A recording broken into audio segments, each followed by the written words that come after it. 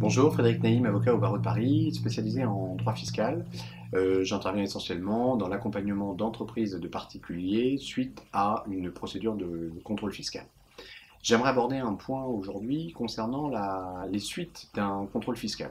Vous avez eu une vérification de comptabilité ou un contrôle personnel, vous êtes une entreprise ou un particulier, et l'administration vous redresse. Vous venez donc de recevoir la proposition de rectification.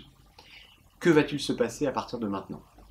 Alors, c'est une étape assez importante, la proposition de rectification, puisqu'en gros, lorsqu'elle intervient suite à un contrôle, donc une vérification de comptabilité ou un contrôle personnel, c'est ce qui va en fait clôturer les résultats du contrôle et va en gros constituer un peu l'addition que l'administration va vous demander. À partir de là, vous allez avoir pas mal de garanties pour éventuellement essayer de faire infléchir la position de l'administration fiscale avant qu'elle ne vous demande effectivement de payer les sommes redressées.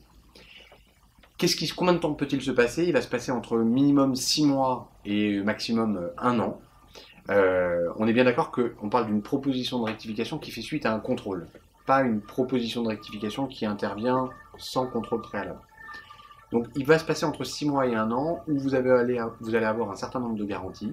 Donc, dans certains cas, vous allez déjà pouvoir bénéficier d'une prorogation du délai de réponse. Au lieu de répondre sous 1 mois, vous allez avoir le droit de demander une réponse dans un délai de 2 mois. Ça, c'est une première garantie qui s'applique dans certains cas. Donc là, il faut être très vigilant et il ne faut pas lire à la va-vite les documents qu'on vous soumet parce que matériellement, j'ai beaucoup de clients qui se font avoir sur ce problème de prorogation. Une fois que vous faites votre réponse, l'administration aura l'obligation d'adresser une réponse à votre lettre dans un délai de 2 mois. L'administration va vous dire oui, je maintiens ou non, je bouge compte tenu de votre position et de vos arguments. Après cette réponse, qu'on appelle réponse aux observations du contribuable, vous aurez la faculté de demander un entretien avec le chef, ce qu'on appelle le supérieur hiérarchique, un entretien avec ce qu'on appelle le directeur divisionnaire, qui est une sorte de grand chef, même s'il n'est pas dans un lien de hiérarchie avec le supérieur et avec le vérificateur. C'est un peu décalé, mais il a un rôle très important dans la procédure.